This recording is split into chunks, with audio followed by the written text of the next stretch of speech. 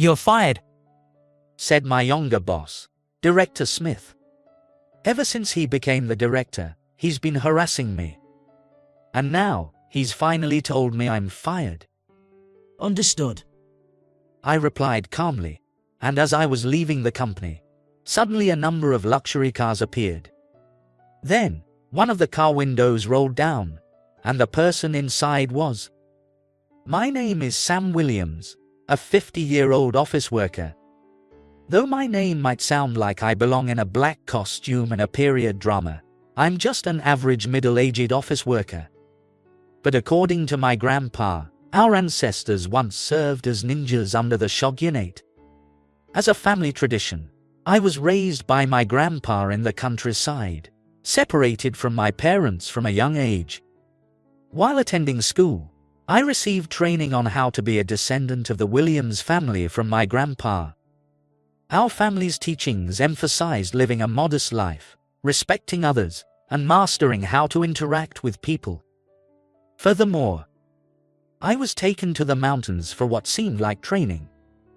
But it was nothing like throwing shurikens or using mysterious techniques as seen on TV or in movies. In today's world, such combat skills are unnecessary. I ran through the mountains to strengthen my body and endured waterfall training to fortify my mind. It was more akin to the ascetic practices of monks rather than military training. That I was training was, of course, a secret, and as a child, I couldn't play with friends after school or on holidays. At the time, it felt tough, but now I am grateful to my grandpa, because it made me stronger as a person. Being raised in such a special environment taught me that human qualities are more important than just being smart. Human qualities start with having pride in oneself as a person.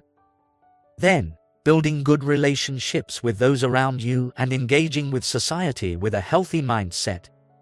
Your ancestors lived their lives risking everything for the world. You should inherit that spirit and work for society. These were the last words my grandpa said to me before he passed away. After my grandpa's death, I returned to my parents' home before starting college, where I first learned what I needed to do. You should study at the university and then join Tokugawa Holdings. That's the path for the Williams family. But you're not getting any special treatment. Like everyone else, you'll graduate, go through the interview process, and join the company fair and square. Tokugawa Holdings is one of the leading corporations in Japan. Especially if one hopes to work at the headquarters, I hear that nothing but exceptional abilities will do. Getting a job isn't as easy as just being told to join. But I was equipped with a sense of duty ingrained by my grandpa, and I could sincerely accept that path. True to my grandpa's words, to live my life for the sake of this world. I studied hard with a spirit forged through discipline and got into a prestigious university. After graduating, I interviewed like everyone else and successfully joined Tokugawa Holdings. It might seem a bit grandiose to say a salaried worker like me is dedicating his life to the world. But over the 25 years I've worked at this large company, I've devoted myself wholeheartedly to it. Though my days were consumed by work, I persevered, keeping my late grandpa's words close to my heart. Always reminded to value relationships, I made sure not to clash with others and kept a spirit of harmony. Thanks to that, I've earned trust from everyone at the office, and even as a regular employee, the president has approached me. Mr. Williams, how about this coming weekend? The president asked while practicing his golf swing. Of course, I'd be honored to join you. I replied, while I may not be able to dedicate my life for the world as my ancestors did, I am certainly dedicating it to this company. However, recently, I've started to feel that such loyalty might be seen as outdated in today's world. This realization was sparked by these words thrown at me out of the blue. I don't think for a second that just because someone has been at the company a long time means they're respectable. Rather, if they haven't advanced and have stayed for decades, they're just leeching off the company. Incompetent old-timers will be mercilessly cut, so be prepared. During a welcome party at the office, I was suddenly called out and told this. Even though alcohol was involved, I was shocked by his words. His name is Tyler Smith, a young elite, just 27 years old, who became the director last month.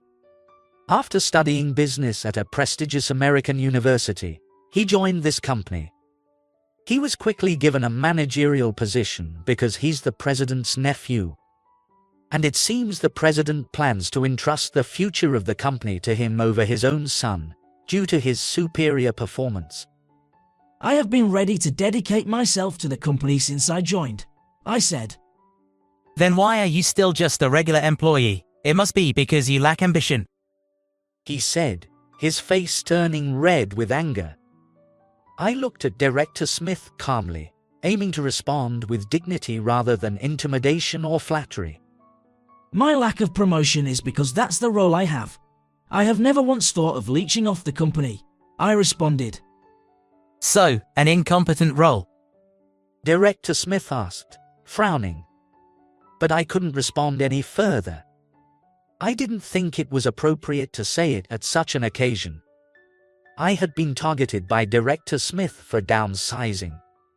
And since he had written me off, he started to harass me whenever he could. Initially, he would just create menial tasks for me. But as I started handling them with ease, he finally took actions that impacted my actual work. Sorry, Williams is currently away from his desk. I will take the call instead. That's what happened when I received calls from clients, and they wouldn't connect them to me.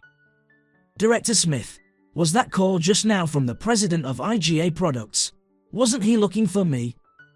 It wasn't anything important. Besides, I will handle it from now on. You stick to the menial tasks.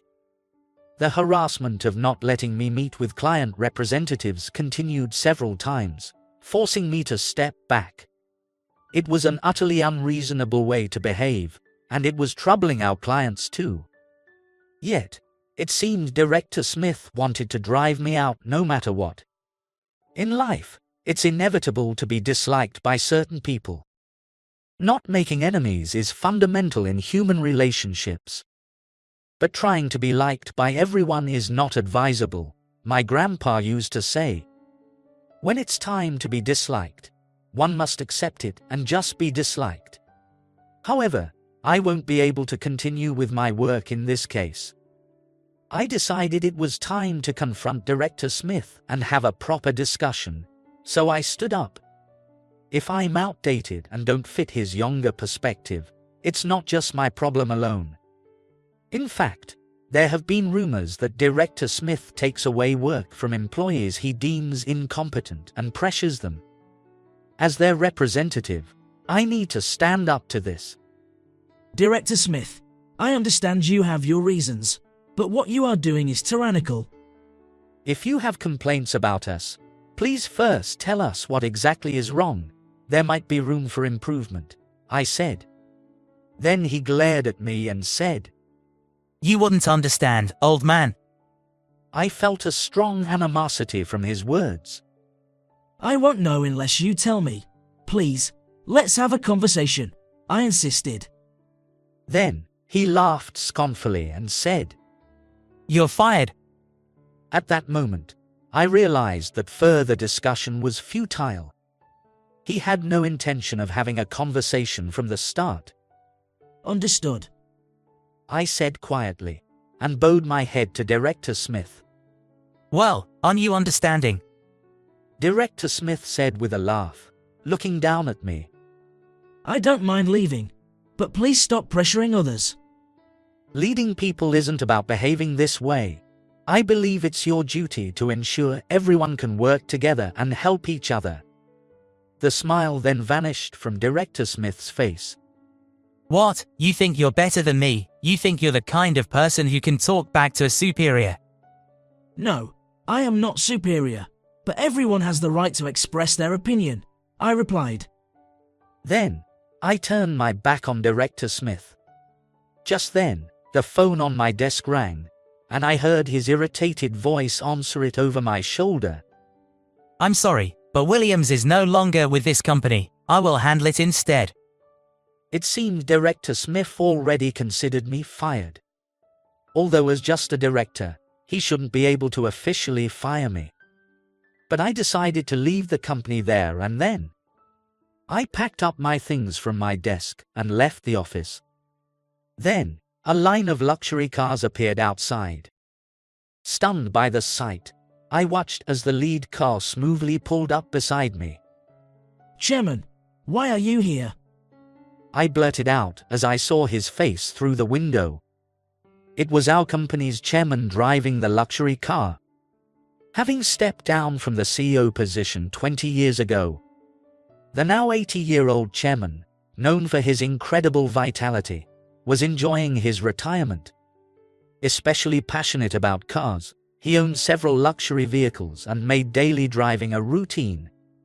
I had been in the chairman's car a few times until recently, all of which were luxurious enough to buy a house. Today's weather is nice, so I was touring with my grandchildren, he explained. Looking over, I saw a line of luxury cars. The chairman has about 10 grandchildren, all of whom, I heard, run their own businesses. A lineage of excellence indeed. Speaking of which, I just got a call from the president of IGA Products, saying you had left the company. That can't be right, right? You are still in front of the company after all. The chairman chatted cheerfully. However, I answered with a puzzled look. No, I was just fired. What? The chairman exclaimed, surprised. It's unimaginable that you would leave our company. After all, our families have an unbreakable bond. But I was just told by Director Smith that I'm fired, I replied. Director Smith? He asked. Yes, the young man who recently became a director at our company. I heard he's the president's nephew, I explained. Tyler, I thought he was still studying in America, but he's back already, so Tyler told you that you're fired. I nodded solemnly. With a deep sigh, the chairman parked the car and got out. Really, it seems like his parents never taught him manners. I'll go and sort this out, he said, walking briskly, his vigor belying his age of 80. Watching him, I was reminded of my grandfather. I was shocked when I heard I'd be living with my grandfather, moving away from the city to the countryside. Which was daunting, and above all, my grandfather had a fearsome reputation. This was because all the stories my father told about him were filled with harrowing episodes. I was once made to climb a cliff that could have been fatal if I fell. With only a rope for safety, and I was left in the mountains to survive on my own. Being sent to live with someone who did such things to his own children, I was filled with anxiety from the start. I thought about taking the opportunity to run away. However, after living with my grandpa, I realized he wasn't just a scary person. You possess endurance, a unique ability passed down through our ancestors, he said, showing a lonely expression. I wanted to make him smile instead of my father. It seems I stayed through Grandpa's strict teachings and training not just out of a sense of duty, but for his smile. His usually stern face occasionally showed a kind expression, which I really liked. As the chairman and I approached the president's office, we could hear the president yelling from inside. You fired Williams. What are you doing acting on your own? You shouldn't have the authority to do that. Uncle, he has no ambition and is useless. Are you planning to keep him in the company just because other employees like him? Director Smith's voice could also be heard. It seemed that my firing had either been discovered quickly or he had proudly reported it himself to the president. Either way, the president seemed furious with Director Smith. The chairman and I exchanged glances and then entered the president's office. Sorry to intrude while you're busy, we said. Saying this, the chairman opened the door, and I followed, saying, "Excuse me," as I appeared behind him. Upon seeing the chairman, the president stood up in surprise. What? My father-in-law? No, Chairman, What brings you here? As the president is a son-in-law who married into the Tokugawa family, he especially feels subordinate to the chairman. Well, I heard from the president of IGA Products that Mr. Williams had left the company, and I was surprised. When I came to the company, I just happened to meet Mr. Williams at the entrance. I thought it was a misunderstanding, but I'm shocked to learn he really was fired. What's going on here? The president turned pale upon the chairman's questioning. Well, that's because Director Smith interjected. Mr. Williams was incompetent, so I fired him. How could someone remain a regular employee until 50? What has he been doing all this time? And why is this old man showing up with the chairman? Director Smith looked at me, puzzled. Stop it, Tyler, you don't understand anything. The president exclaimed, his face pale. Is that so? You haven't explained the situation, have you, Tyler? Mr. Williams is far from incompetent. In fact, it's because of his efforts behind the scenes that this company has survived. Behind the scenes, what do you mean? Director Smith cocked his head, puzzled, as he listened to the chairman's words. This might come out of the blue, but actually, Mr. Williams's family are descendants of ninjas. And since the White period, they have served the Tokugawa family, the chairman said. A descendant of ninjas? What are you talking about? This isn't some kind of fantasy. Clearly unable to hide his surprise, Director Smith stared intently at me. Indeed, being suddenly told about ninja ancestry is hard to grasp. Normally, this would have been disclosed officially once he was named a successor of the company. But now that this has happened, we had no choice. I never imagined you would fire Mr. Williams on your own, the chairman said with a wry smile as he looked at the president. Even if he really is a descendant of ninjas, this man is incompetent. He doesn't bring in more contracts than anyone else, nor does he try to compete. How does that contribute to the company's profits? We are paying him a salary, after all. Director Smith said, frowning and pointing at me. Stop it, Tyler, that's no way to behave. The president interjected, trying to admonish Director Smith in his panic. But it was the chairman who raised his voice sternly. First, apologize for saying that you fired Mr. Williams on your own. It was like a sharp sword had been swung down, an impact that even made me, who had been trained by my grandfather, straighten up instantly. Director Smith was taken aback by the force of the chairman's command, freezing momentarily. Mr. Williams, I'm sorry. He apologized as instructed. Seeing his fraught expression made me think he might be more honest than I had assumed. Perhaps he too wanted to improve the company by removing me and other regular employees, cutting what he saw as unnecessary personnel costs to increase profits is likely a fundamental principle. He learned it in his business studies. Director Smith, I've said I am dedicated to the company. That is true. I have never held back my abilities. It's just that much of my work was behind the scenes, making it hard to demonstrate clearly, I explained. What do you mean by behind-the-scenes work? He asked. That involves protecting the company from corporate spies who infiltrate it. Tokugawa Holdings, being a major corporation directly linked to Japan's economy, naturally attracts foreign corporate spies. My true job was to identify and expel these spies, I revealed. Indeed, that's why I never made any enemies within the company. To be trusted by everyone and perceived as harmless, I had to perform my official duties just enough not to stand out. While this might make me appear incompetent to Director Smith, being perceived as such is also an important skill. Taking Mr. Williams golfing each time is also part of a strategy. He has a knack for gathering information from casual conversations. As a business strategy, it's crucial to probe for information from the other side. The president added while looking at me. Especially at golf tournaments where presidents from various companies gather, A lot of information gets exchanged. I sent you to an American university because you were more talented than my own son, but that was just a part of it. Running a company isn't as simple as that.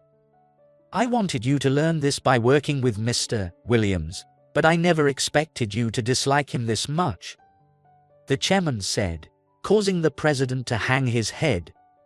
Tyler was an only child and was quite spoiled. However, that also meant he had the freedom to learn in an unbounded environment. "Now, it's your job to guide him properly," the chairman told the president. I approached Director Smith, who seemed unable to accept this unexpected turn of events. Director Smith, I hope to support you until the day you might take over as president. "You can assign me menial tasks as before, but I hope you think of me as a teammate. You can rely on me as a dependable ally." Then, with a solemn look, Director Smith said, I apologize for the harsh words I said without understanding anything. I look forward to working with you. I felt like I could see a new light in his eyes. From then on, Director Smith stopped exerting pressure on other employees. He was not naturally affable, but he was serious. I hope that he will gradually build better relationships within the company. I am grateful to be able to work with such people now and in the future. Now, I finally understand the last words my grandfather said. As a modern-day ninja, I dedicate my life to the people and society I care about. With those words in mind, I continue to work diligently as a regular employee every day. 10 years have passed, and the news that Tyler Smith has become the youngest president in the history of Tokugawa Holdings stirred up the public. There was some debate within the company that it might be too soon, but I felt that it wasn't. Mr. Williams, I look forward to working with you. He said to me, bowing his head on the day of the presidential inauguration ceremony. Seeing him do that, the phrase "the heavier the ear of rice, the deeper it bows" came to mind. I will follow you until the end of my days. I responded, bowing to the same level as him. Feeling the joy of connecting eras,